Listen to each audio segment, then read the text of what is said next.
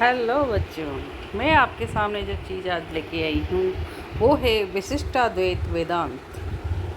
विशिष्टाद्वैत वेदांत क्या होता है, इसमें कौन कौन से क्वेश्चन बनते हैं जो हमारे एग्ज़ाम में पूछे जाते हैं। विशिष्टाद्वैत वेदांत दर्शन। विशिष्टाद्वैत दर्शन में निम्नलिखित में से कौन से परम तत्व माने गए हैं? तो वो है चिद, ईश्वर और अचित। ठीक है, यानी कि ईश्वर है, परम सत्ता है, सत्य है, प्रमाणित है और महसूस करने योग्य है। ठीक है, तो ईश्वर की सत्ता को विशिष्ट माना गया है। ठीक है, क्योंकि ईश्वर ही एक वो ऐसी शक्ति है जिसे ईश्वर किसी ने देखा नहीं है, पर महसूस हर किसी ने जीवन के हर पहलू पर किया है। जो जीव अजीव जो होता है उसने भी ईश्वर की सत्ता को महसूस किया है। तो क्या क्या है इसके परम तत्व? चिद, अचिद और ईश्वर। दूसरा क्वेश्चन है, रामानुज के अनुसार ईश्वर का चिद और अचित तत्वों से निम्नलिखित में से क्या संबंध है? तो अंगी अंग का है, विशेष विशेषण का है। यानी कि उनमें जो विशेषता बताई गई है वो किसके आधार पर है? सारा सब कुछ ईश्वरीय शक्ति के आधार पर है, लेकिन विशेष और विशेषण की विशेषता उसमें मौजूद है। हर किसी चीज़ में, यदि पेड़ पौधों को ले लिया जाए, फलों को ले लिया जाए, ध्यान को ले लिया जाए, आध्यात्म में जाया जाए, तो हर जगह विशेषता मौजूद है। और उसका विशेष होता है तप करना, साधन अपनाना, नियम अपनाना। ठीक है, और अंगी अंग यानी कि ईश्वर को अंगीकार करना, एक चित्र के रूप में, एक ध्यान करके, मनन करके, चिंतन द्वारा ईश्वर का एक स्वरूप तैयार करना। ठीक है, जिसका हम दिन रात मनन और चिंतन करते रहें। तो रामानुज के अनुसार ईश्वर का चिद अचित तत्वों में निम्नलिखित में से क्या संबंध है? तो वो अंगी अंग का भी है और विशेष विशेषण का भी है। क्वेश्चन नंबर 3 है, रामानुज के अनुसार जगत के समस्त पदार्थों का वर्गीकरण किस प्रकार किया गया है? तो प्रमेय और प्रमाण। ठीक है, प्रमेय तो ये कहता है कि ईश्वर है, लेकिन प्रमाण कैसे हो? प्रमाण इस प्रकार से है कि उसे लोग महसूस कर रहे हैं, यानी कि वो तथ्य है, सत्य है। ठीक है। क्वेश्चन नंबर 4, विशिष्टोद्वैत दर्शन में प्रमाण के प्रकार निम्नलिखित में से कौन से हैं? तो प्रत्यक्ष भी है, अनुमान भी है और शब्द भी है। जैसे हमारी संस्कृत भाषा में हम देखते हैं माहेश्वरी सूत्र, तो वो बताया जाता है कि जो उसके सूत्र है वो शंकर भगवान के डमरू बजाने पर जो नाद हुआ था उसके अनुसार उसमें जो एक एक ध्वनि निकल के बाहर आई उसको रूप दिया गया है ना। प्रत्यक्ष सत्ता मौजूद है क्योंकि हम हर जगह उसे महसूस कर रहे हैं, उसका अनुमान भी लगा लेते हैं कि वो सत्ता ऐसी है या इतनी सत्य है। ठीक है। अगला क्वेश्चन है, विशिष्टाद्वैत दर्शन में इंद्रिय द्वारा साक्षात यथार्थ ज्ञान निम्नलिखित में से क्या कहलाता है? तो वो कहलाता है प्रत्यक्ष।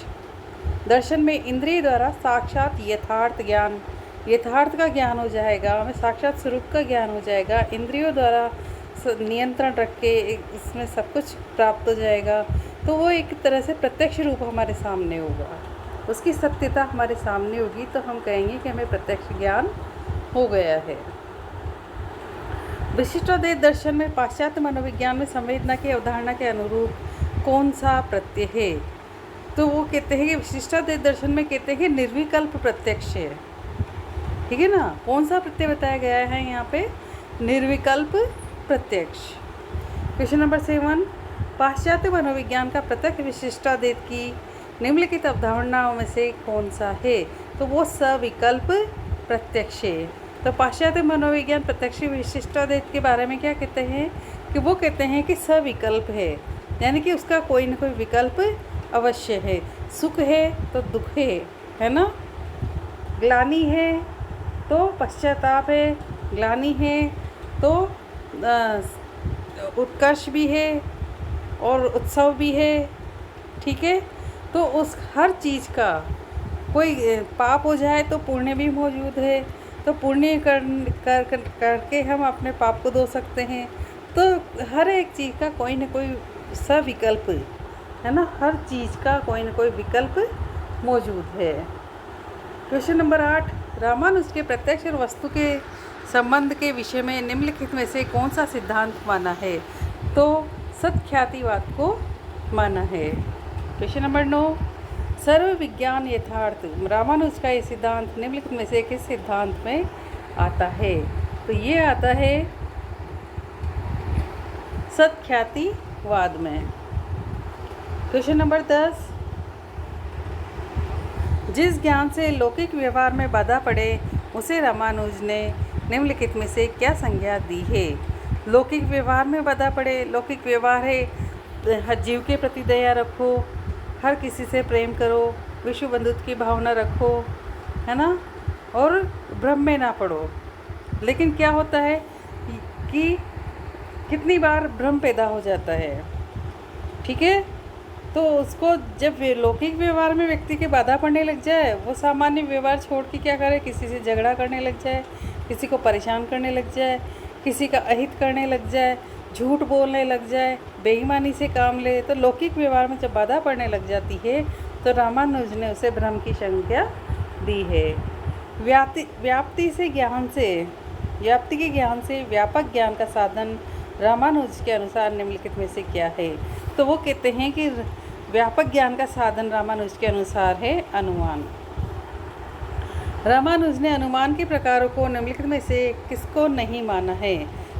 प्रकारों में निम्नलिखित में से किसको नहीं माना है? तो केवल व्यतिरेक को ही नहीं माना है, बाकी सब उन्होंने माने हैं। क्वेश्चन नंबर 13, रामानुज ने उपमान और अर्थापत्ति को निम्नलिखित में से किस प्रमाण के अंतर्गत माना है? तो वो उपमान और अर्थापत्ति को, है ना, तो वो माना है अनुमान के अंतर्गत। क्वेश्चन नंबर 14, आप्तजनों के वाक्यों के अर्थ का ज्ञान रामानुज के अनुसार निम्नलिखित में से क्या है?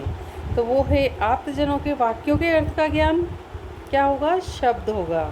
आदमी कौन सी स्थिति में क्या महसूस कर रहा है और कौन से शब्द वो बोल रहा है, मौन शब्द बोल रहा है या मुंह से उच्चारण के द्वारा बोल रहा है या हाथों के इशारों द्वारा शब्दों को बता रहा है, तो ये सब क्या होगा? आप्तजनों के वाक्यों के अर्थ का ज्ञान रामानुज के अनुसार शब्द है। रामानुज के अनुसार वेद में निम्नलिखित कौन सी विशेषताएं हैं? तो नित्य भी है, अपौरुषेय भी है और प्रमाण भी है, ठीक है। क्वेश्चन नंबर 16, विशिष्टाद्वैत मत का मूल्य ग्रंथ निम्नलिखित में से कौन सा है? तो वो होता है श्री भाष्य। कौन सा ग्रंथ है? श्री भाष्य। क्वेश्चन नंबर 17, रामानुज के दर्शन में जीवात्मा में निम्नलिखित कौन सी विशेषताएं मानी गई है? तो वो चित्त तत्व भी है, स्वप्रकाश भी है और आनंद स्वरूप भी है। जीवात्मा में क्या होता है? एक चित्त तत्व है, यानी कि एक तत्व से मौजूद है। स्वप्रकाश है, यानी कि स्वयं में प्रकाश है। आदमी अपने अंतर मन में झांक के देखे तो उसके अंदर एक प्रकाश, एक ईश्वर की सत्ता मौजूद है जो उसे ज्ञान की ओर, आगे की ओर ले जाती है। तो हर जीव में ये चीज़ ये मौजूद है, बस उसे पहचान कर अपने आप को सर्वज्ञानी या मोक्ष प्राप्ति के लिए तैयार करना जरूरी है। अंदर स्वयं ये मोह माया और ये सब कुछ छोड़कर यदि वो इस पे ध्यान लगाए तो उसके अंदर एक प्रकाश मौजूद है। आनंद स्वरूप है। जब व्यक्ति को अपना अंदर प्रकाश दिखाई दे देता है तो वो उसे परमानंद की प्राप्ति हो जाती है। फिर उसे खाने के लिए भोजन की आवश्यकता नहीं रहती है ना, पहनने के लिए वस्त्र का ध्यान नहीं रहता, वो सिर्फ परम तत्व की प्राप्ति में ही लीन हो जाता है। क्वेश्चन नंबर 18, रामानुज के दर्शन में ईश्वर और जीव में निम्नलिखित में से क्या संबंध माना गया है? तो वो है अंगी अंग का, अंशी अंश का और विशेष विशेषण का। अगला क्वेश्चन, रामानुज ने तत्वमसि महावाक्य की व्याख्या में ईश्वर और जीव में निम्नलिखित में से क्या संबंध बतलाया है? तो वह है विशिष्टाद्वैत का। क्वेश्चन नंबर 20, माधवाचार्य के सर्वदर्शन संग्रह के अनुसार रामानुज ईश्वर और जीव में निम्नलिखित में से क्या संबंध मानते हैं? तो वो मानते हैं भेदाभेद का। क्वेश्चन नंबर 21, एक वस्तु द्विरूपम प्रतीयते, रामानुज के इस वाक्य में निम्नलिखित में से कौन सा संबंध है? तो वो है भेदाभेद का। ईश्वर की तुलना में रामानुज ने जीव में निम्नलिखित कौन सी विशेषताएं मानी है? तो उन्होंने अपूर्ण भी माना है, शांत भी माना है और अणु भी माना है। यानी कि ईश्वर कहाँ है? हर अणु में मौजूद है, हर कण कण में ईश्वर का वास है, जिस तरीके से कहा जाता है। और जिसको लगता है कि मैंने ईश्वर को समीप महसूस कर लिया है, तो वो व्यक्ति पूर्णतः शांत हो जाता है। न वो बहुत ज़्यादा बोलेगा, न बहुत ज़्यादा मौन रहेगा, अपने अंदर ही एक आनंद का अनुभव करेगा। ठीक है। जीव की तुलना में रामानुज ने ईश्वर में निम्नलिखित में से कौन सी विशेषताएं मानी है? तो वो है अनंत, है ना। ईश्वर की क्या विशेषता है? कि ईश्वर अनंत है। ब्रह्म और जीव में रामानुज के अनुसार निम्नलिखित में से क्या संबंध है? तो कारण और कार्य का है, द्रव्य और गुण का है, पूर्ण और अंश का है। निम्बार्क के भेदाभेद से रामानुज का भेदाभेद निम्नलिखित में से किस अर्थ में विशिष्ट है? तो भेद से अधिक अभेद के आधार पे विशिष्ट है। क्वेश्चन नंबर 26, शंकराचार्य के विरुद्ध रामानुज ने ब्रह्म और जीव में निम्नलिखित क्या संबंध माना है? तो ब्रह्म जीवन से भिन्न है। श्री भाष्य में रामानुज ने निम्नलिखित में से किस मत का खंडन किया है? तो उन्होंने भेद का किया, अभेद का किया और भेदाभेद का किया है। ठीक है। तो उपरोक्त सभी। क्वेश्चन नंबर 28, रामानुज के अनुसार सृष्टि में जीव और ईश्वर में निम्नलिखित में से क्या संबंध है? तो वो है उपरोक्त सभी आएगा इसका आंसर। क्वेश्चन नंबर 29, रामानुज के अनुसार जिन जीवों का सांसारिक जीवन अभी समाप्त नहीं हुआ वे कौन से हैं? तो वो है बद्ध, यानी कि सांसारिक जीवन का अभी समाप्त नहीं हुआ, यानी कि वो जो मोह माया में लिप्त हैं, जो उससे बाहर निकलकर अभी तक नहीं आए हैं।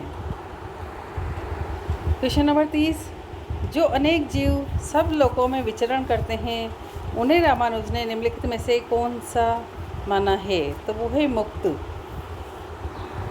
जो जीव कभी भी संसार में नहीं आते उन्हें रामानुज निम्नलिखित में से किस वर्ग में रखते हैं? तो वो नित्य है। ठीक है। यानी कि जिनकी मोक्ष प्राप्ति हो चुकी है, दोबारा वह एक रूप, कोई जीव का रूप धारण करके यहाँ पर धरती पर नहीं आएंगे। क्वेश्चन नंबर 32, रामानुज के अनुसार जीवों के निम्नलिखित कौन से प्रकार हैं? तो नित्य है, मुक्त है और बद्ध है। क्वेश्चन नंबर 33, रामानुज के अनुसार बद्ध जीव निम्नलिखित में से कौन सी इच्छाएं रखते हैं? तो अर्थ, काम और मोक्ष। जो बद्ध है यानी कि संसार में बंधा हुआ है, वो अर्थ की प्राप्ति भी करेगा, वो काम भावनाएं भी रखेगा और मोक्ष का भी प्रयास करेगा। ठीक है। भक्ति के मार्ग में सबसे दरिद्र को रामानुज निम्नलिखित में से क्या कहते हैं? प्रपन्न कहते हैं। कि भक्ति के मार्ग में सबसे दरिद्र को, जो जिसने भक्ति का मार्ग नहीं अपनाया है, वो क्या कहलाएगा? प्रपन्न।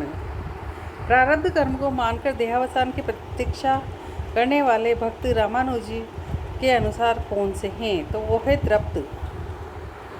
रामानुज के अनुसार निम्नलिखित में से कौन सा अचित तत्व रजोगुण तथा तमोगुण विहीन है? वो है शुद्ध सत्व। रामानुज के अनुसार अचित तत्व के प्रकार निम्नलिखित में से कौन से हैं? तो शुद्ध सत्व है, सत्व शून्य है, मिश्र सत्व है।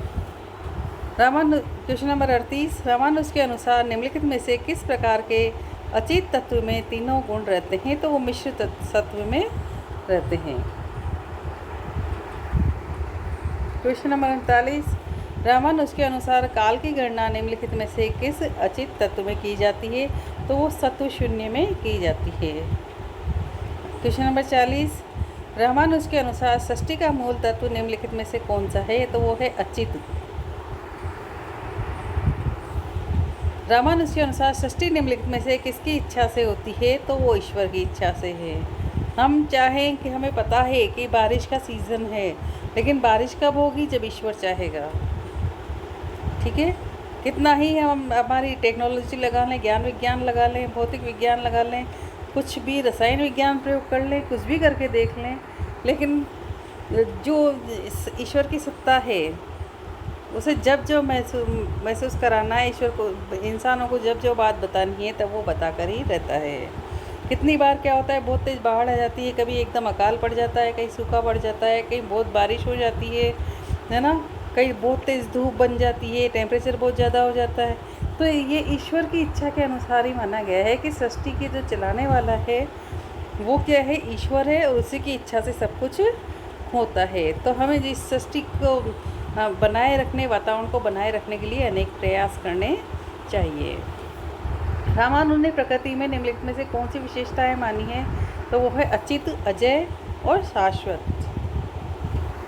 रामानुज के अनुसार ईश्वर की इच्छा से प्रकृति निम्नलिखित में से किन तत्वों में बढ़ जाती है? तो तेज, जल और पृथ्वी में बढ़ जाती है। रामानुज के अनुसार संसार की प्रत्येक वस्तु निम्नलिखित में से किस गुण से बनती है? तो वो है सत, रज और तम, तीनों गुणों से बनती है। रामानुज के अनुसार ब्रह्म ही ज्ञान की सृष्टि, स्थिति और लय करता है। यह सिद्धांत निम्नलिखित में से कौन सा है? तो ब्रह्म परिणामवाद है। क्वेश्चन नंबर 46, प्रलयावस्था में ब्रह्म का स्वरूप रामानुज के अनुसार निम्नलिखित में से क्या होता है? तो वो है कारण ब्रह्म। क्वेश्चन नंबर 47, रामानुज के अनुसार सृष्टि में ब्रह्म का स्वरूप निम्नलिखित में से क्या है? तो वो है कार्य ब्रह्म। क्वेश्चन नंबर 48, रामानुज के अनुसार सृष्टि और ब्रह्म में निम्नलिखित में से क्या संबंध है? तो अप्रत्यक्ष सिद्धि है, कार्य कारण है और सृष्टि सृष्टा है। क्वेश्चन नंबर 49, रामानुज के अनुसार सृष्टि ब्रह्म ही क्या नहीं है? सृष्टि ब्रह्म की क्या नहीं है? तो वो है माया।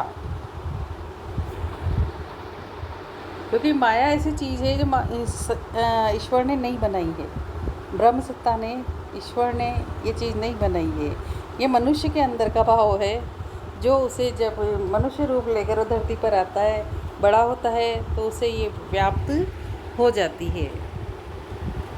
क्वेश्चन नंबर 50, अविद्या का कोई आश्रय नहीं होता, माया के विरुद्ध रामानुज ये तर्क देते निम्नलिखित में से कौन सा है? तो आश्रय अनुपपत्ति। अविद्या से ब्रह्म का तिरोधन हो जाता है। रामानुज का ये तर्क निम्नलिखित में से कौन सा है? तिरोधानानुपत्ति।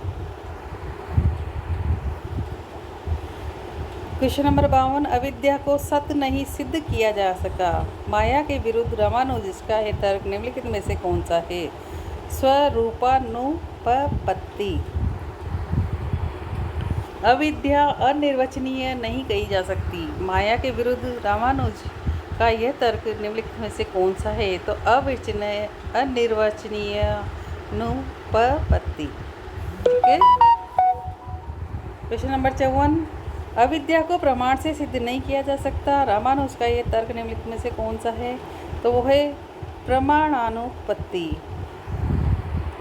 ज्ञान से अविद्या का निवर्तन नहीं हो सकता, रामानुज का यह तर्क निम्नलिखित में से कौन सा है? तो ये है निवर्तकानुपपत्ति। ब्रह्म ज्ञान से भाव रूप अविद्या की निवृत्ति नहीं होती, रामानुज का यह तर्क निम्नलिखित में से कौन सा है? यह निवृत्त्यानुपपत्ति। उसके बाद आते हैं अगले क्वेश्चन पे। क्वेश्चन नंबर 57, रामानुज के ब्रह्म में निम्नलिखित में से कौन से भेद पाए जाते हैं? स्वगत पाए जाते हैं, क्योंकि ब्रह्म की प्राप्ति व्यक्ति स्वयं के प्रयास से उसके प्रति गमन करके ही कर सकता है। शंकराचार्य के विरुद्ध रामानुज ने ब्रह्म और ईश्वर में निम्नलिखित में से क्या संबंध माना है? तो भेदाभेद का माना है। रामानुज के अनुसार जगत का सृष्टा, पालक और संहारक निम्नलिखित में से कौन नहीं है? तो ब्रह्म नहीं है, क्योंकि ब्रह्म तो सिर्फ एक प्राप्ति का नाम है, ईश्वर का ध्यान, मनन, चिंतन और उसी में खो जाने का नाम है ब्रह्म। एक सर्वोपरि सत्ता है ब्रह्म, लेकिन जगत का सृष्टा, पालक और संहारक ब्रह्म नहीं है। रामानुज के अनुसार ईश्वर का वासुदेव स्वरूप निम्नलिखित में से कौन सा है? तो वो है पर।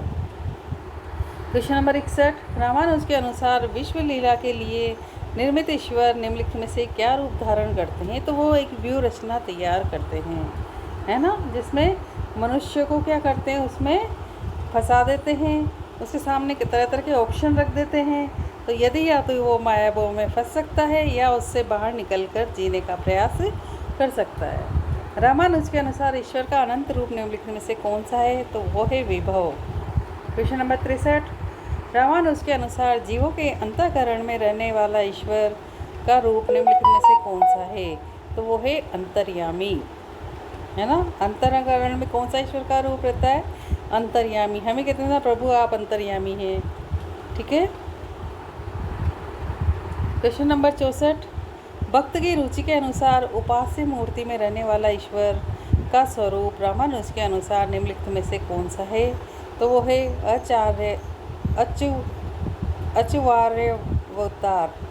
अचवार्यवतार, यानी कि भक्त की रुचि के अनुसार उपास्य मूर्ति में रहने वाला ईश्वर। उपास्य मूर्ति से मतलब है कि हम जिस मूर्ति में हम हमारा ध्यान लगाते हैं, हमारी श्रद्धा रखते हैं, है ना, तो वो जो स्वरूप हम अपने आप में उसके स्वरूप को जो हम मान रहे हैं, जब भी हम ध्यान लगाएंगे तो क्या सो हम आंखें बंद करने पर या आंखें खोलने पर हमारे क्या ध्यान आएगा? जिसकी हम उपासना कर रहे हैं वो ध्यान में आएगा, ठीक है ना। क्वेश्चन नंबर 65, रामानुज के अनुसार आत्मा का बंधन निम्नलिखित में से किसके कारण है? तो आत्मा का बंधन धर्म के कारण होता है। कि मनुष्य का धर्म क्या है? आदमी वही कर्म करेगा जो उसका धर्म होगा। विशिष्टाद्वैत के अनुसार मोक्ष का परम साधन निम्नलिखित में से क्या है? तो वो है भक्ति। क्या है मोक्ष का साधन? भक्ति ही मोक्ष का साधन है। क्वेश्चन नंबर 67, रामानुज के अनुसार भक्ति का उदय निम्नलिखित में से किसके द्वारा होता है? तो कर्म और ज्ञान दोनों के द्वारा ही होता है। हमारे कर्म भी अच्छे हो और हमें अच्छा ज्ञान भी हो, जिससे हम हमारे जीवन को सत्कर्म की ओर ले जा सकें। रामानुज के अनुसार यथार्थ ज्ञान निम्नलिखित में से क्या है? तो वो है ध्यान, उपासना और भक्ति, ठीक है। यानी कि व्यक्ति पूरा ध्यान इसी में ही लगा के रखें। ईश्वर जो भी कर्म करें, यूँ नहीं कि उसे कर्म नहीं करना। यदि कर्म करेगा तो वो अर्थ उपार्जन कैसे करेगा, परिवार का लालन पालन कैसे करेगा, माता पिता का ध्यान, पर समाज का ध्यान कैसे रखेगा? तो वो जो भी कर्म करे उसमें ईश्वर का ध्यान लगाते हुए कर्म को करें। और ईश्वर की उपासना करना 24 आवर्स चालू रखें। मन में हमेशा ही ईश्वर का ध्यान करता रहे, उन्हीं की भक्ति करता रहे, उन्हीं की उपासना करता रहे। यूँ नहीं कि वो घंटों एक जगह बैठा है और उसने कोई कहीं ध्यान ही नहीं दिया। वो सत्य बोले, जो करे वो ईमानदारी से करे, निष्ठा से करे, है ना। तो क्या होगा? यथार्थ ज्ञान में से क्या है? तो ध्यान भी है, उपासना भी है और भक्ति भी है। रामानुज के अनुसार निम्नलिखित में से मोक्ष के साधन कौन से हैं? तो भक्ति और प्रपत्ति दोनों ही मोक्ष के साधन हैं। क्वेश्चन नंबर 70, रामानुज के अनुसार मुक्ति के निम्नलिखित में से किस रूप में जीव ईश्वर के समीप रहता है? तो सानिध्य के अनुसार सानिध्य क्या जरूरी है? मुक्ति के निम्नलिखित में से जीव ईश्वर के समीप रहता है तो किस रूप में रहता है? सानिध्य में। यानी कि ईश्वर महसूस, जो मनुष्य है, जो हर जीव के प्रति दया भाव रखता है, सबके प्रति अपने मन में अच्छी भावनाएं रखता है, अच्छे विचार रखता है, अच्छे कर्म करता है, जीवों के प्रति दया रखता है, तो उसके मन में हमेशा ईश्वर का वास उसके मन में माना गया है कि ये तो ईश्वर स्वरूप है, देवता स्वरूप है, हमेशा अच्छे कर्म करता है, हमेशा सबका भला सोचता है, सबके बारे में अच्छे वचन बोलता है, तो वो ईश्वर का सानिध्य उसको प्राप्त होता है। रामानुज के अनुसार मुक्ति के निम्नलिखित रूपों में से किसमें जीव ईश्वर समान हो जाता है? तो वो है सारूप्य में, ठीक है ना। जीव ईश्वर किसमें समान हो जाता है? सारूप्य में।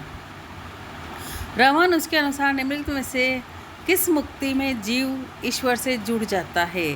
तो ये है सायुज्य में, ठीक है। सायुज्य में जीव ईश्वर से जुड़ जाता है। मुझे उम्मीद है आपको चैप्टर समझ में आ गया होगा। अगले चैप्टर लेके आपके सामने फिर आएंगे। तब तक के लिए हमारे चैनल को लाइक, शेयर, सब्सक्राइब करें। धन्यवाद।